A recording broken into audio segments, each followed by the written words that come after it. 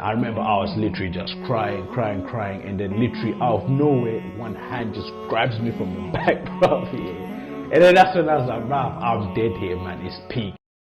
Assalamu alaikum, people. Welcome back to another episode of Streets to Deen.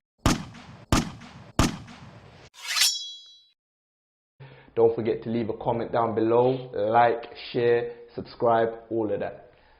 Assalamu alaikum, akhi. Alaikum salam, what you saying? Introduce yourself, please, my brother. Yeah, my name is Munesu originally from Zimbabwe, born and raised there. Came here when I was about year 7, and I live in Hempstead. We lived in High Wycombe when I first moved to this country. Lived there for a couple of years. Then I lived up in Cambridge, and then now I've been in Hemo for the last sort of 10 years. Subhanallah, subhanallah.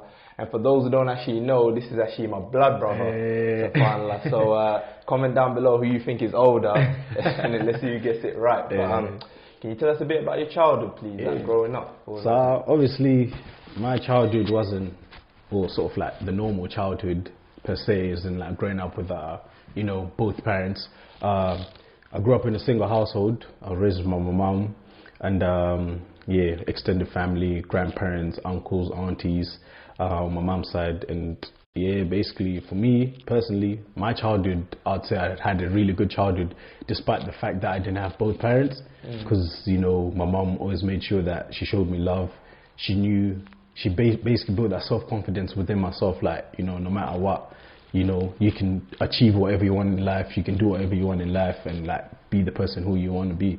So for me, in a sense, that sort of like raised me up in terms of my confidence, but also spirituality as well, because she's the one who sort of taught me about God.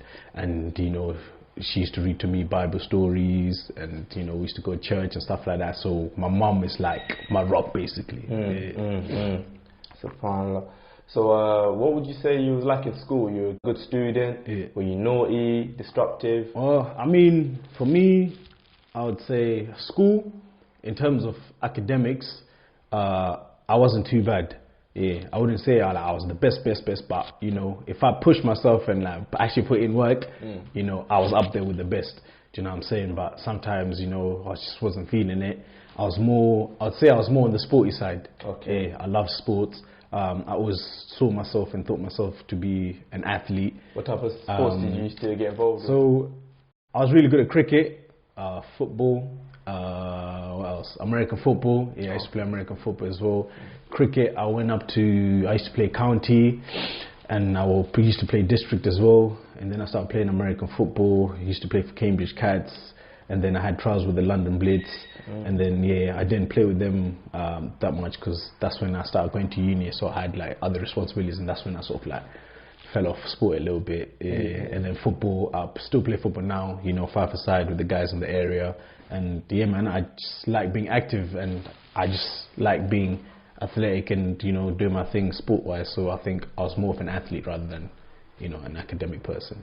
Subhanallah. So in a sense, you would say you were more focused on like sports and other things, so a bit more out the way in terms of the streets or getting in trouble. That's the thing. I mean, for me, that's what really helped me, because I had guys, like friends, for example, especially when I came to this country, because it was a whole different environment. I remember I had one of my guys, he used to basically, he was a drug dealer in it. And then basically I used to play American football. Them times I was playing American football, I was about 18, 19 around these times, I think. And I remember one time he's just like, yo, like, you know what I'm saying, you want to come in, put in work with me and stuff like that. And obviously them times, you're a teenager, all you just want is money and like just go out with your friends, party, clubbing, all that. But for me, because I was so grounded with my sport, I was just so focused on like making it, like in terms with my sport. I was just like to my guy, what, like I'm a bit busy right now, and I'm focused on this.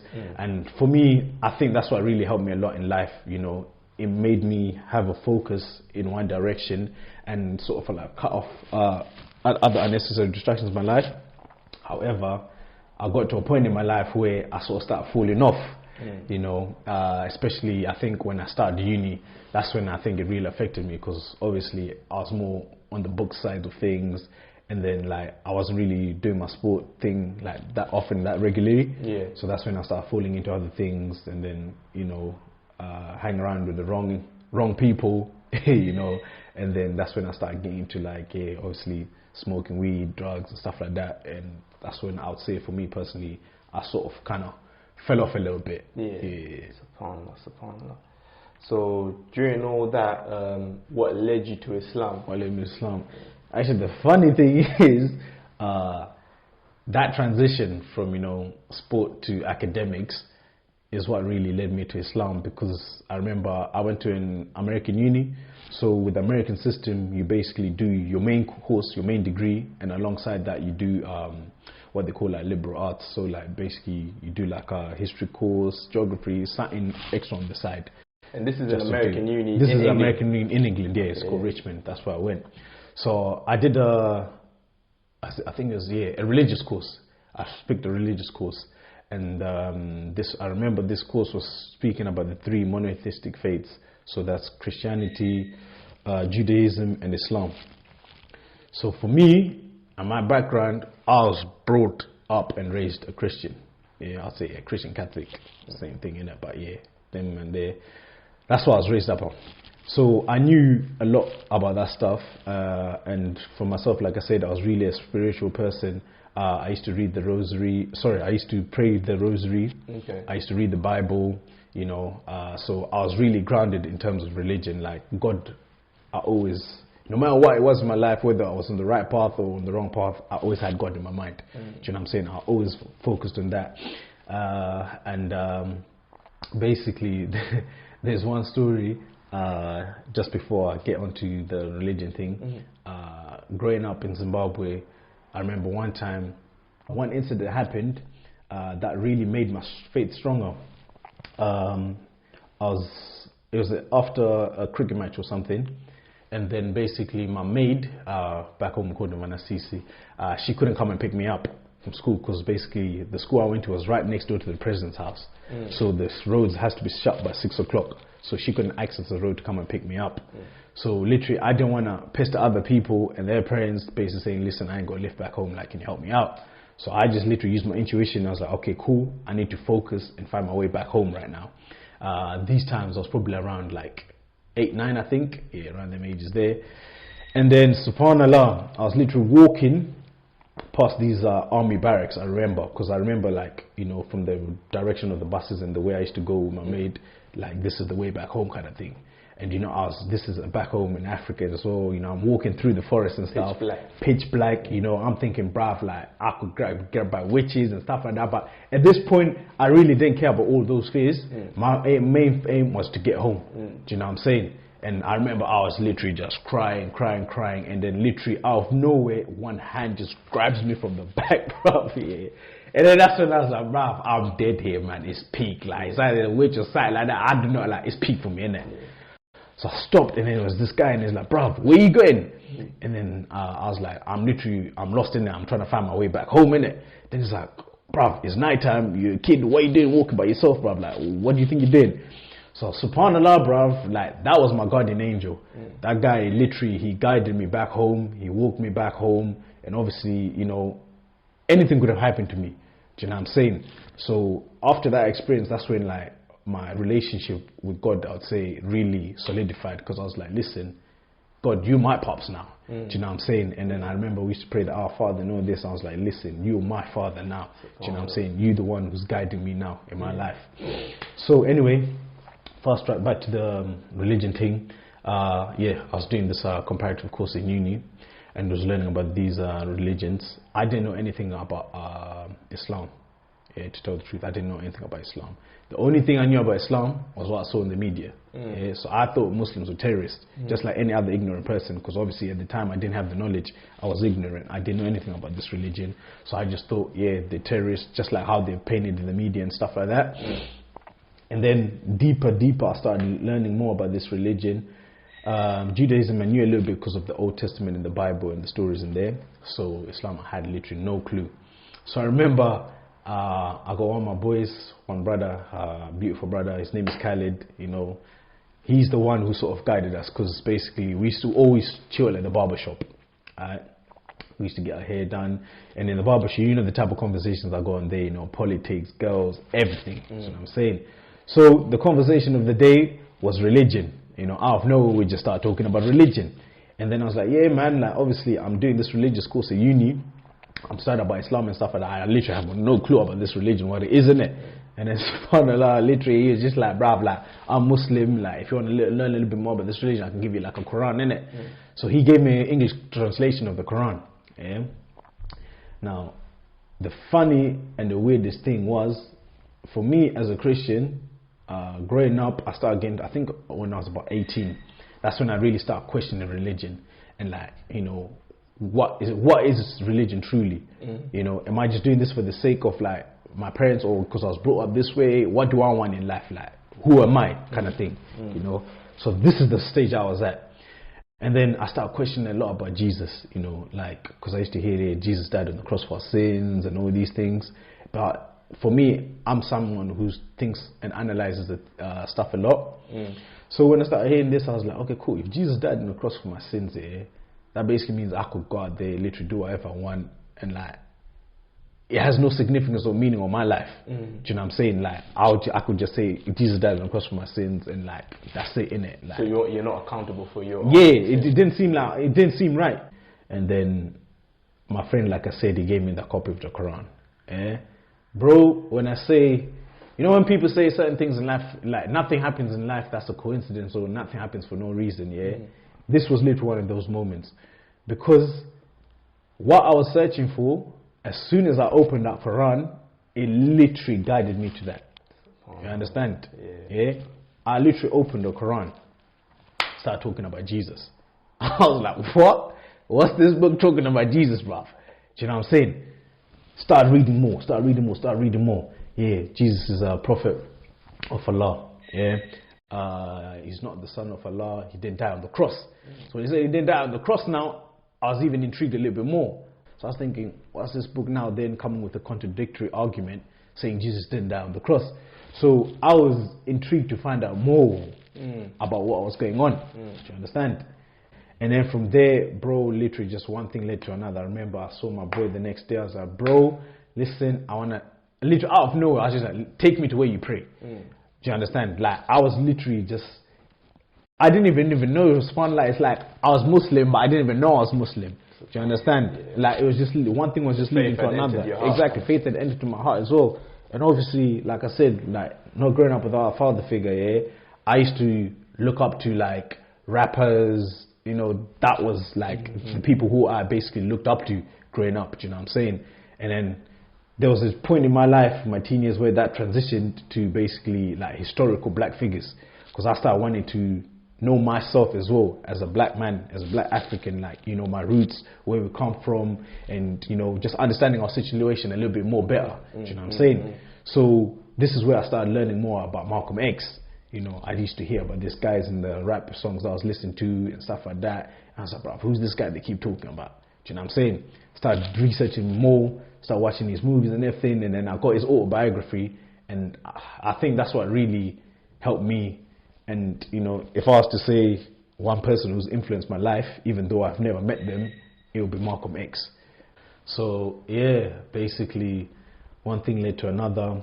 I went to the masjid, and I didn't even know it was Islam, because obviously you're my brother, I didn't know you was looking into Islam at the same time as well. Like, it was, the way it happened, it was just so weird. Do you know what I'm saying? You came up to me, you like, bruv, you know, I'm thinking of becoming a Muslim, this. I'm thinking, bro, like, I'm literally just studying this at uni myself, man. Do you know what I'm saying? Like, it was just crazy how it happened. So obviously, you know, you've been my guy since day one, do you know what I'm saying? Like, we just rolled up to the masjid together, went there, and then subhanAllah, man, like, when I entered into that masjid, the mosque, and then I saw how they prayed, that was literally it for me. You understand? Like, it's like something entered into, like, my soul, and I was literally like, what brings a grown man, First of all, there was, like, literally men of different ages, different sizes, okay, all in one place, and I was thinking, bro, what brings a grown man to put his head on the floor, bow down, prostrate on the floor, and say he's worshipping his Lord? Do you know what I'm saying? I'd never seen anything like that. You know, how, you know, before you even pray, you have to cleanse yourself. You know, in Islam it's called wudu. You do wudu, you do all that you purify yourself before you pray to your Lord. These are things I didn't even know. Do you know what I'm saying? I didn't even know about. But as someone who I would say is an intellectual, because I went to uni and I love reading and stuff like that, yeah, these things start making sense to me. Do you know what I'm saying? I was like, of course, if you're praying to God, it's only right you clean yourself, because this is your creator. Do you know what I'm saying? And then seeing someone put their head down on the floor, bowing, prostrating, and saying they're prostrating to their Lord, bruh, for me, I was like, you know what, this is it, man. Do you know what I'm saying? This is what I've been looking for. And it just solidified everything. All my doubts, all my questions, I just knew this is where I had to be. And that's one thing, you know, I like about Islam as well, because, you know, you get embraced by people from all over. You know, I got friends, I got Muslim friends, Muslim brothers from all over the world, bro. Do you know what I'm saying? But it's like we're all together. It's love. You know, it's just love. And what would you say was the hardest thing you had to give up? Hardest thing I had to give up? Became Muslim, yeah. Hey. It's a bit of a sticky one still. I mean, obviously for me, you know, like I used to like smoking weed, innit? Yeah. That was one thing that was really kind of difficult to give up. Also, just linking girls, you know, just doing my thing, you know. It's still something like, you know, I couldn't really like fathom, you know what I'm saying? I was thinking about, bro, I'm like, you know, I'm not the right way. Yeah, you gotta do it the right way, but you know, sometimes, like, especially my early years as a Muslim, I didn't really get that. Do you understand? And like, you know, over the years, alhamdulillah, I've sort of started to understand a little bit more as I've started researching and learning my religion more as well. Do you know what I'm saying? So yeah, definitely I'd say those were the hardest things for me to give up. Yeah. So how would you say Islam has changed your life? Islam, it's definitely made me a more grounded person, a more understanding person, a more complete human being. Like I said before, you know, one of the things I'm grateful for, especially, you know, growing up in this country as well, my adult years, is basically the fact that I've been exposed to different cultures and different people, and that's really made me understand people a lot more better. And also the fact that I like traveling a lot. You know, I like going to places that you know not everyone likes going to and stuff like that kind of thing. You know, I'm the type of person where if I hear like, oh, they say this country is bad, blah blah blah blah, stuff is going on in this country, I want to go there, check it out for myself. Do you know what I'm saying? So I would say, yeah, definitely, man, it's made me a more grounded person. I've definitely become, I would say I'm a complete spiritually I would say I'm a more complete person, because, you know, I was Christian before, and now I'm Muslim, you know, and for me, I've always seen the whole picture as just being one thing. It's all coming from the same source. Do you understand? Just, you know, the main thing for me anyway, and the biggest difference between Christians and Muslims is the whole fact that Jesus died on the cross and they believe that Jesus is the Son of the God. You know what I'm saying? Whereas we know that's not the case. So any advice to people who might not know anything about Islam or might be looking into it? Yeah, like obviously from what you've heard of my story, you know, I didn't know anything about this religion as well. Like everyone else, I was ignorant. You know what I'm saying? Like, and that's the thing, like, people should just be honest with themselves. Do you know what I'm saying? If you don't know something, try and find out what that thing is. Do you know what I'm saying? Even if you can't understand it to the detail, but try and make the effort to find out what that thing is about. And I feel, you know, making that step as a human being, that will definitely improve you and it will definitely make you a better person. So I'll just say to people, don't be afraid to find out the truth. Do you know what I'm saying? Because whatever questions you have about life, there's answers there. Do you know what I'm saying? Everything is there. People are just not willing to put in the work. Do you know what I'm saying? Find those answers. Even if they contradict what you believe in, or what you want to do, or what you aspire to do, the truth is always going to be the truth. You know what I'm saying? And any advice for any Muslim brothers and sisters who might be struggling with their deen, or, you know, might be struggling to uphold their Islamic identity? Like, obviously, like I said before, you know, it's down to you as an individual. Okay, at the end of the day, you decide like where you want to go. Do you know what I'm saying? It's all down to your belief and what's in your heart. Do you know what I'm saying? How bad do you want it? It's like anything in life. Do you know what I'm saying? You want to make money, you want to be a millionaire, you gotta go get it. Do you know what I'm saying? You gotta put in the work. You can't expect to wake up and then, next thing you know, you got millions everywhere. Do you know what I'm saying? So you have to put in the work. Do you understand? So even if you finding things around you, a little bit difficult, the media's pressuring you, the society that we live in is telling you to do certain things or act in a certain way, go back to the book. Go back to the basics. Yeah? Go back to the drawing board. Go back to the Quran. What's Allah saying? Do you know what I'm saying? What did the Prophet, peace be upon him, do in certain situations? What did the Sahaba, his companions, do in certain situations? What did the wives of the Prophets, peace be upon and Prophet, peace be upon them, do in certain situations? Yeah, so that you can sort of find guidance in those stories, because at the end of the day, those are the best role models that we could possibly aspire to. Yeah. Do you know what I'm saying? And if you're finding it difficult to relate to those people, at least try and find good Muslims around you, or good Muslims that you aspire to be like, to sort of find inspiration and guidance. Because we're living in the end of times, things are difficult, but to all the people struggling, I struggle myself as well sometimes. You know what I'm saying? I'll just say, hold it down. You know what I'm saying? Keep it moving, man. Keep firm. Any final words you want to say to the people before we wrap this up? Just love one another. Do you know what I'm saying? Don't be ignorant. Just appreciate other people, appreciate other cultures, because you definitely learn a lot and you definitely become a better person for it. Jazakallah, my brother. That's my brother, man. Thanks for coming through. I say, Assalamu alaikum. Wa alaikum salam.